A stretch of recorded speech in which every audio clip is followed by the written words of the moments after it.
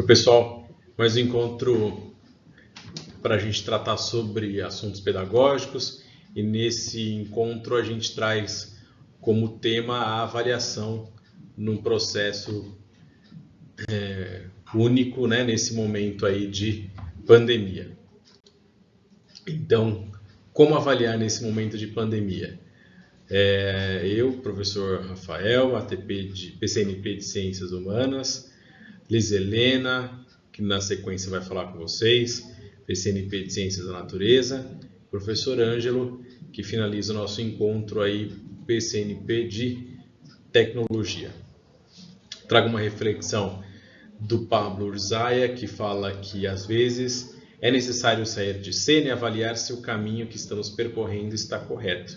Fatos, pessoas, situações, ambientes, planos são o tema dessa avaliação. Não tenha pressa, faça do tempo o seu aliado. Então, para começo de conversa, a gente traz a reflexão de alguns autores que tratam sobre a avaliação. O primeiro deles, Lucchesi. O Lucchesi, ele defende que o ato de avaliar a aprendizagem na escola é um meio de tornar os atos de ensinar e aprender produtivos e satisfatórios. A constatação é o princípio, é o ponto em que atribuímos uma qualidade, positiva ou negativa ao que está sendo avaliado. Então vejam, o Lucchesi traz aí como ponto, né, necessário na visão dele para a constatação da avaliação, um ponto que ele atribui após essa constatação uma qualidade, sendo ela aí positiva ou negativa. Trazemos aí a Jussara Hoffmann também como uma especialista em avaliação, onde ela enxerga que a avaliação é um processo que ocorre em transformações por plataformas, por meios multidimensionais, né? Uma grande questão é avaliar o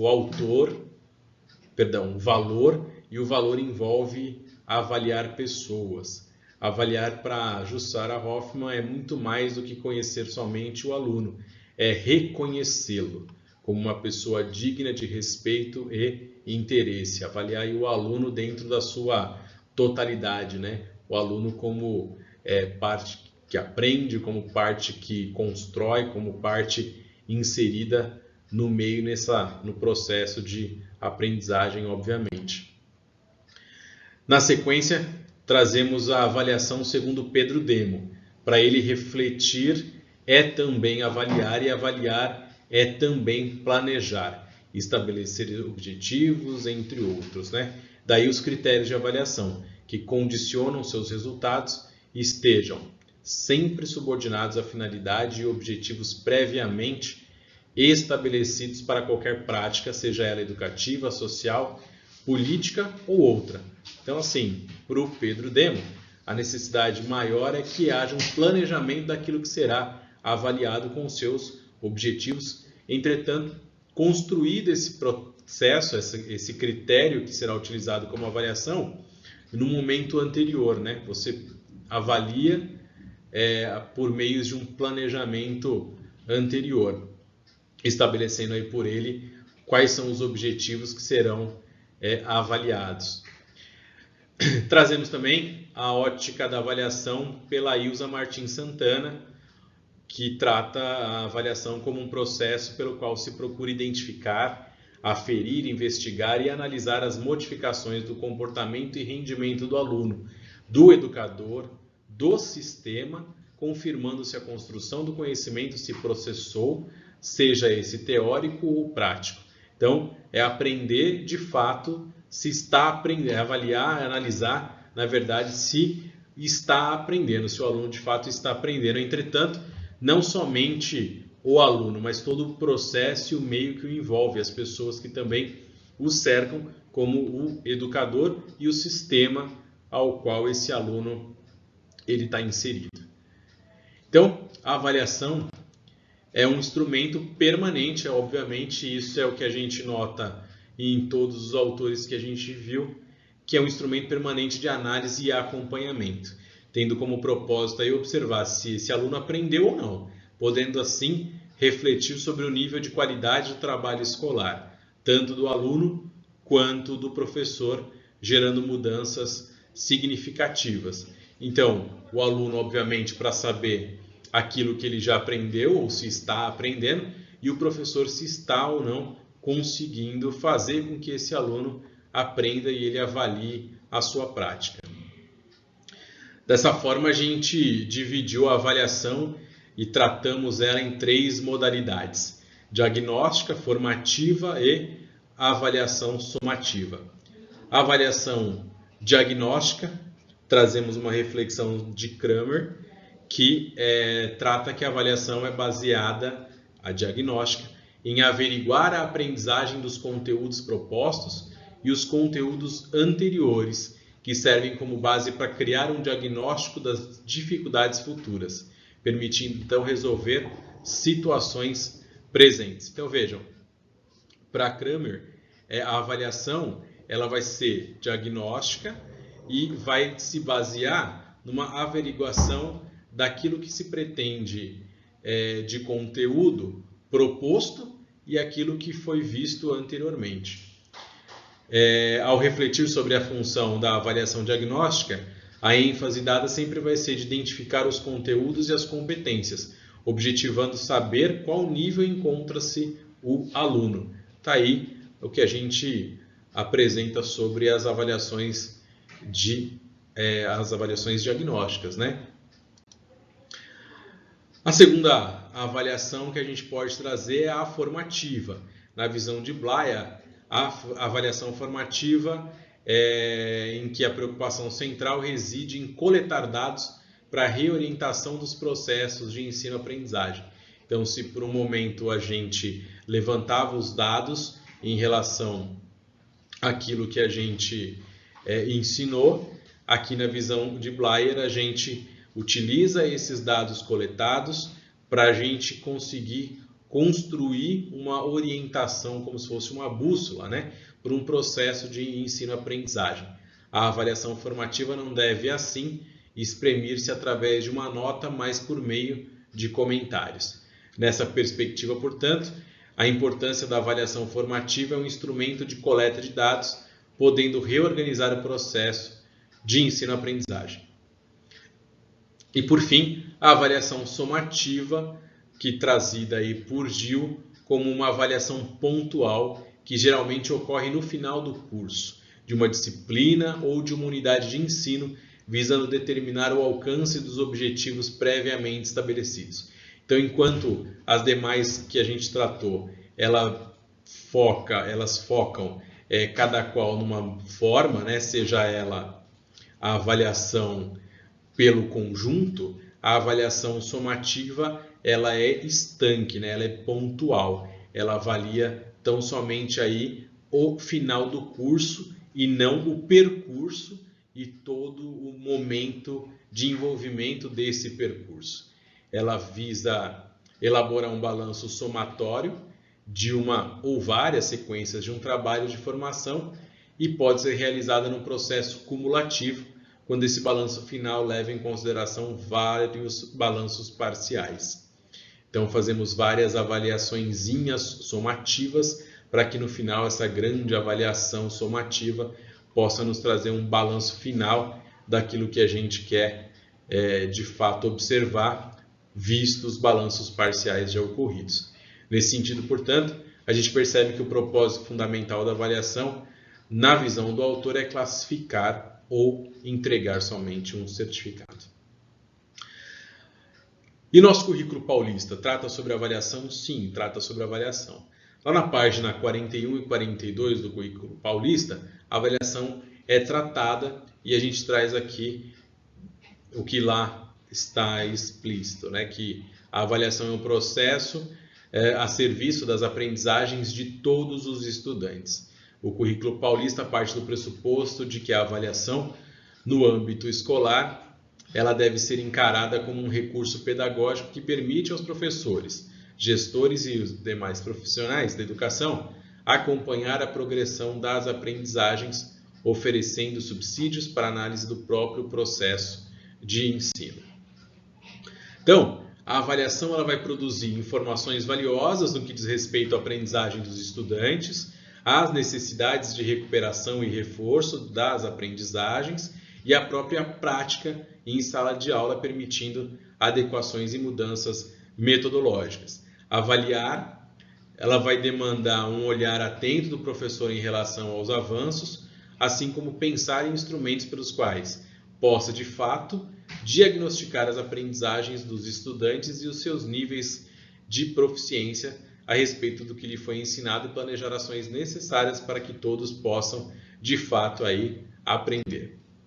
A avaliação, ela permeia por um processo de ensino-aprendizagem, obviamente, trazendo aí subsídios para a revisão do plano de ensino e a partir de um acompanhamento do processo integral do desenvolvimento de cada estudante, a tempo de assegurar a todos as competências gerais ao final da educação básica. E no ensino fundamental, ela será realizada a partir de utilização de outras estratégias, como observação direta, a observação dos exercícios, as avaliações, as provas, as realizações de atividades, pesquisas, enfim. Além disso, a avaliação também deve, de fato, acompanhar de forma processual a aprendizagem do estudante e possibilitar a reflexão sobre as práticas planejadas aí pelos professores. Ou seja, não pode ser somente essa avaliação com uma avaliação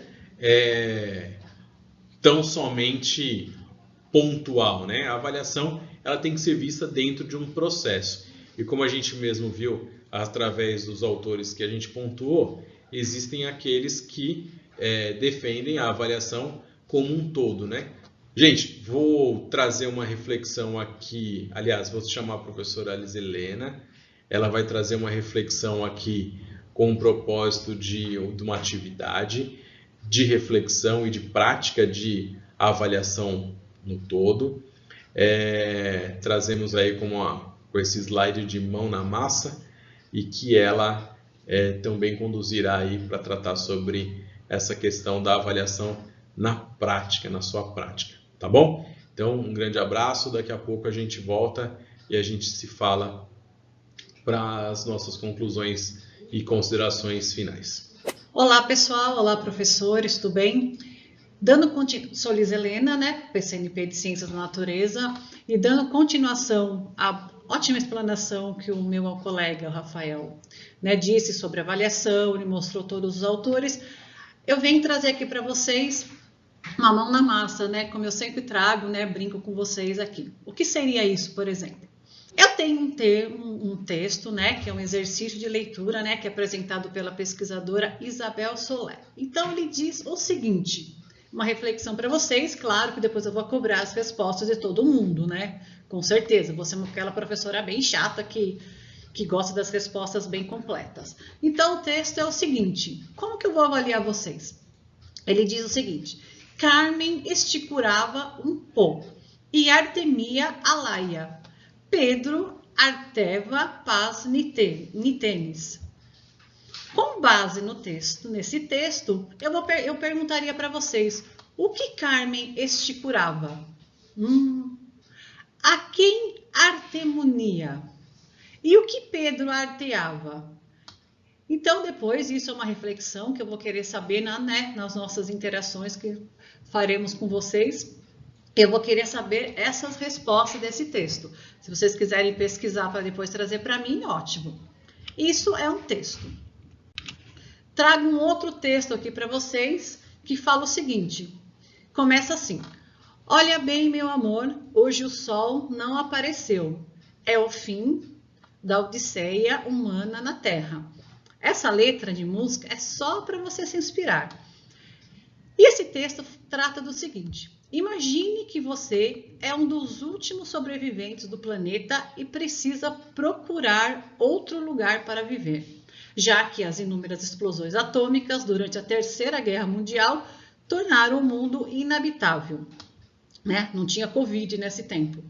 O cenário é caótico e desolador, pois o planeta está arrasado. Apesar disso, você está embarcando numa espaçonave, indo para um pequeno planeta que pode ser repovoado. Porém, alguns fatores são importantes. Se por um lado algumas condições de lá são parecidas com as do nosso planeta Terra, outras são bem adversas. Então, diante desse cenário fictício, né, escreva um texto no estilo que você vai escolher, levando em conta seus conhecimentos. Use sua imaginação e criatividade e conte sua história de diferentes formas, escrevendo, por exemplo, uma carta a um amigo, um artigo de jornal, um diário de bordo, um relato de sua aventura ou ainda uma pequena narrativa em forma de conto. O estudante como autor. Então, repare, tem esse texto, né, que eu apresentei, que foi da Carmen, e esse texto de a gente produzir uma outra, criar uma atividade em cima, né, de um texto que seria uma explosão nuclear da Terceira Guerra. Por exemplo, como que eu vou avaliar o meu aluno? Tem aqui 4 roteiros, uma sugestão de avaliação. Ao invés daquele pequeno texto que eu apresentei para vocês, o que Carmen estirava, o que Pedro artemonia, aqui seria diferente. Por exemplo, escreva que você não sabia desse texto, ou experiência, ou vídeo. Escreva o que você já sabia. Escreva o que você achou mais interessante. Escreva aquilo que você não gostou ou acha que merece crítica. Se nós formos comparar, né, fazer a avaliação desses 2 textos, eu gostaria depois que vocês refletissem, né? Qual tipo de avaliação seria mais significativa, mais concreta, para o nosso aluno? E nesse tempo, né? Qual seria a diferença, então, entre atividades avaliativas presenciais e o que nós estamos vivendo agora, online? O que eles falam? Que tanto as atividades avaliativas como as atividades online conseguem abranger também os aspectos, né, do processo de aprendizagem. E, além disso, a online permite individualizar a avaliação, né? Analisa o desempenho de cada estudante com seu perfil, que, claro, que considera as suas dificuldades, né, e os seus pontos fortes. E o que você deve considerar a fazer uma avaliação online? Primeiro, claro, é necessário que a gente tem que estabelecer que tipo de avaliação, né? Quais o objetivo de uma avaliação. E depois a gente vai o quê? Selecionar os recursos apropriados, o que nós temos na mão para os alunos, né? E quais os aspectos que a gente deve considerar, por exemplo, né, para a gente examinar ou avaliar os nossos alunos virtualmente. Um primeiro, por exemplo, pode ser a participação dos alunos.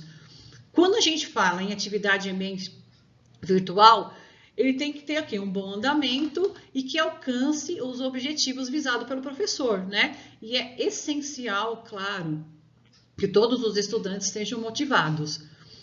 Eles sendo motivados, realizando a atividade, como que nós avaliamos? Uma das avaliações seria o quê? Analisar a participação deles. Outro exemplo, aprendizado sobre conteúdos. A gente pode verificar por meio de provas, né? Listas de exercícios, simulados, Google Class, Teams, WhatsApp, Facebook, qualquer recurso didático que vocês têm na mão. E aqueles que não têm, né, avaliação? Fica aquela velha dica. Claro que a gente tem que fornecer para todos. Tem uns que não vão ter esse acesso. A escola, né, deverá providenciar os materiais impressos para os alunos, para que também tem, tanto que nas escolas tem livros, tem o caderno do aluno, né? Tendo todos esses materiais impressos, o aluno também não vai deixar de lado, ele também vai poder participar das aulas. Assim que ele retornar, essa avaliação também é importante para ele, tanto aquele que fez online, quanto aquele que pegou as atividades impressas. E ao fazer isso, né, como a gente avalia, por exemplo, online, ou mesmo presencial também aqueles que impresso. A gente não pode focar apenas na quantidade de erros ou nos acertos deles. A gente tem que identificar os pontos que não ficaram claros, como, por exemplo, as habilidades, né? E aquelas habilidades estruturantes que a secretaria nos mandou, que aquilo que são a base. E claro que cada escola tem autonomia. Aquelas habilidades são apenas uma base. Se cada escola, se cada professor, como a escola, como aquelas habilidades, né, são apenas estruturantes, é claro que o professor conhece a classe.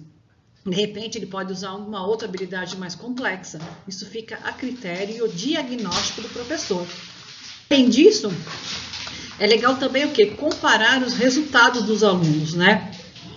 E descobrir se as dúvidas são de todos, né? Por exemplo, se é a mesma habilidade, os alunos estão com dúvida de todos, aí há uma necessidade, claro, da mudança do método de ensino.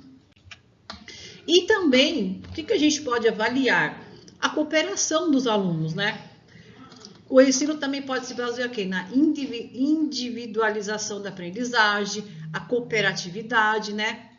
Que deve ser estimulada por nós, professores também.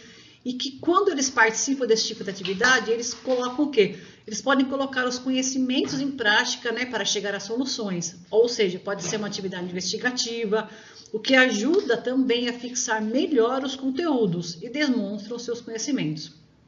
Além do que, desenvolve também aquelas habilidades socioemocionais, como cooperação, proatividade, comunicação e o pensamento crítico. Então, o que seria avaliação? Nada mais é do que um percurso formativo da aprendizagem. É um instrumento avaliativo, né? Como a gente está apresentando aqui, pode ser digital ou material físico. É um todo, não individual. Ela tem que ser prazerosa, não como um fim punitivo. E tem que ter uma postura dialógica entre o professor e o aluno. E tem que ter também o quê? O que seria uma sequência de avaliação só para relembrar? Eu vou ter que ter o roteiro do que eu vou analisar, ou o planejamento. Eu vou ter que ter um critério de avaliação. E o mais importante, um feedback do aluno. Se a gente conseguir, além de mandar as atividades do aluno, ou a gente postar um vídeo da gente gravando, ou ao WhatsApp dando um feedback ao aluno, isso é muito importante. Porque a avaliação é sempre contínua. A gente brinca que o professor ele acaba agindo como um arquiteto pedagógico, né? Por quê? Porque cada aluno também tem um tempo cognitivo de aprendizagem. Tem aluno que tem a competência só de observar, tem a competência de realizar e tem um aluno que já está no G3, lembra? Tem a competência também de compreender. Então, essas habilidades são os descritores da aprendizagem que se espera dos alunos, né? Que são relativas aos conteúdos disciplinares. Então, o que elas indicam? As ações, né, pontuais que o indivíduo realiza frente a uma situação. Avaliação, recuperação e aprofundamento das aprendizagens. O que eles promovem? Elas promovem ações, né, para que essas dificuldades sejam sanadas, né, e asseguram que os estudantes avancem em seus conhecimentos. Tendo conhecimento das habilidades adquiridas nos anos anteriores, os alunos, aqueles que conseguem, já podem o quê? Se apropriar nas habilidades mais complexas. Pegando todo esse gancho, então, atividades e avaliações diagnósticas, né, que são desenvolvidas pelos professores, e também relatar os resultados conseguidos. Aonde a gente pode relatar? Nas nossas reuniões, né, de ATPCs. Também o quê? O que a gente pode utilizar? Como todo mundo sabe, isso é só um lembrete para vocês. A gente usa aquelas atividades diagnósticas, os estudos de caso, as avaliações, a AP, ou como o professor também possui subsídios para planejar uma nova sondagem, pode ser uma atividade diagnóstica, e que a partir desse diagnóstico devem ser o quê? Planejada, claro, né? E desenvolvido o quê? A melhor metodologia no momento que estamos vivendo para trabalhar com as habilidades.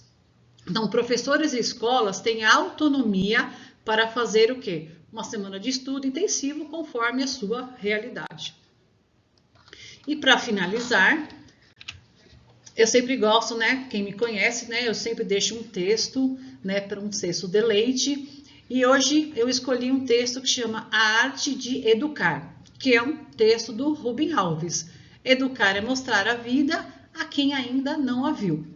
Então ele diz o seguinte: o educador diz, veja, e ao falar, aponta. O aluno olha na direção apontada e vê o que nunca viu. Seu mundo se expande. ele fica mais rico interiormente. E ficando mais rico interiormente, ele pode sentir mais alegria, que é a razão pela qual vivemos. Já li muitos livros sobre psicologia da educação, sociologia da educação, filosofia da educação, mas por mais que me esforce, não consigo me lembrar de qualquer referência à educação do olhar, ou a importância do olhar na educação, em qualquer um deles. A primeira tarefa da educação é ensinar a ver. É através dos olhos que as crianças tomam contato com a beleza e o fascínio do mundo. Os olhos têm que ser educados para que nossa alegria aumente. A educação se divide em duas partes: educação das habilidades e educação das sensibilidades. Sem a educação das sensibilidades, todas as habilidades são tolas e sem sentido. Os conhecimentos nos dão meios para viver. A sabedoria nos dá razões para viver. Quero ensinar as crianças. Elas ainda têm olhos encantados. Seus olhos são dotados daquela qualidade que, para os gregos, era o início do pensamento, a capacidade de se assombrar diante do banal. Para as crianças, tudo é espantoso. Um ovo, uma minhoca, uma concha de caramujo, o voo dos urubus, os pulos dos gafanhotos, uma pipa no céu, um peão na terra. Coisas que os eruditos não veem. Na escola eu aprendi complicadas classificações botânicas, taxonomias, nomes latinos, mas esqueci. E nenhum professor jamais chamou a minha atenção para a beleza de uma árvore, ou para o curioso da simetria das folhas. Parece que naquele tempo as escolas estavam mais preocupadas em fazer com que os alunos decorassem palavras que com a realidade para a qual elas apontam. As palavras só têm sentido se nos ajudam a ver o mundo melhor. Aprendemos palavras para melhorar os olhos. Há muitas pessoas de visão perfeita que nada veem. O ato de ver não é coisa natural, precisa ser aprendido. Quando a gente abre os olhos, abrem-se as janelas do corpo e o mundo parece refletido dentro da gente. São as crianças que, sem falar, nos ensinam as razões para viver. Elas não têm saberes a transmitir, no entanto, elas sabem o essencial da vida. Quem não muda sua maneira adulta de ver e sentir e não se torna como criança, jamais será sábio. Então, nesse tempo de pandemia, temos que ter um olhar encantador com os nossos alunos, porque eles nos esperam que os nossos olhos sejam voltados para eles. Então, é isso, gente. A gente agradece, Muito obrigado. E qualquer dúvida, crítica, sugestões, tem o meu e-mail, do Rafael, e tem o meu e-mail aqui. O que a gente quer? Queremos ouvir você.